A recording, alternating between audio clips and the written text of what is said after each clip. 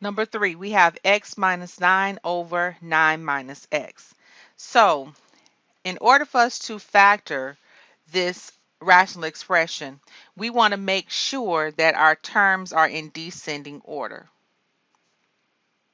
Make sure the terms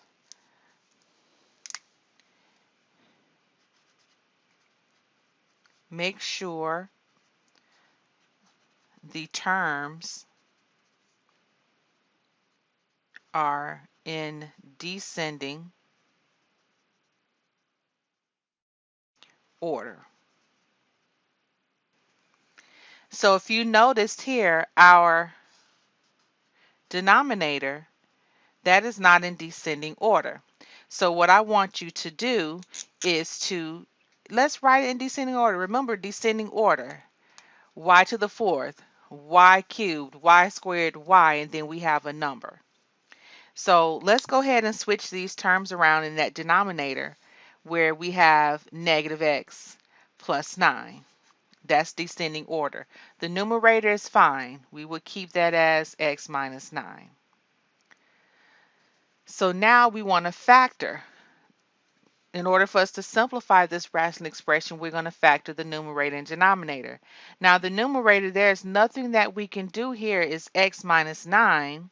It can't be factored, so we're just writing in parentheses, identifying that it's a binomial. Our denominator, you want to make sure that, and we talked about this in the class, that we have no negative first terms. So when you notice that we have a negative first term, you want to make sure that you factor out the GCF, and its GCF is going to be negative. So for our denominator, we're going to factor out a negative 1, and what we have left over is x, because keep in mind when we divide out a negative from each term, the signs are going to change. So when we divide a negative 1 from out of negative x, we have a positive x. When we divide a negative 1 from out of positive 9, we're going to have a negative 9, or we can say minus 9.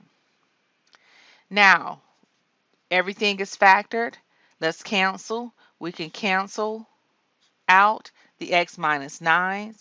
And then we have here 1 over negative 1, and we know 1 divided by negative 1 gives us negative 1. That is our solution. Let's do another example. Number 4. Number 4, we have here x squared minus 9 over 3 minus x. Look at that denominator. It's not in descending order. So we're going to write our denominator in descending order by switching the terms around. So we have here negative x plus 3. Our numerator is already in descending order, and we want to factor. Let's take a look at the numerator. We have, well, first of all, there's no GCF. We have 2 terms, and then both terms are perfect squares. So the method that we're going to use to factor this binomial will be the difference of 2 squares. That's what we're going to use. So we're going to write out our template. We have opposite signs. Break down the first term, x and x. Break down the last term, 3 and 3. And we're finished with the numerator. Our denominator, because the first term is negative, we're going to factor out a negative GCF, and we're going to factor out a negative 1. And as we factor out a negative 1, remember the signs are going to change. The negative x becomes a positive x, and the positive 3 becomes a negative 3. And then we're going to cancel all pairs of factors that's common to the numerator and denominator. We're going to cancel out the x minus 3. And then what we have left is x plus 3 all over negative 1. Now, we do not want to have, well, let me say this. It's okay to have the negative in the denominator, but our answer is not complete until we utilize this negative and place it beside the fraction or in the numerator.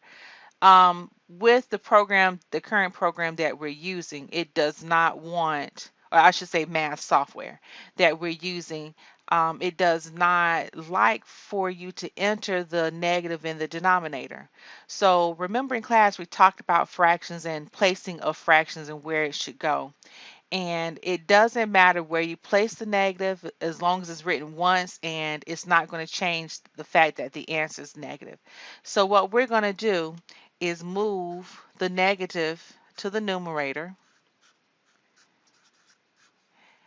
and it is a standalone. So we have the negative, and we have the x plus 3 in parentheses. Now we do not want to distribute the negative because our goal is to make sure our answers are in factored form. So if you distribute the negative, then it's not in factored form. We will have to go back and factor out the negative. So this is our solution, negative times x plus 3.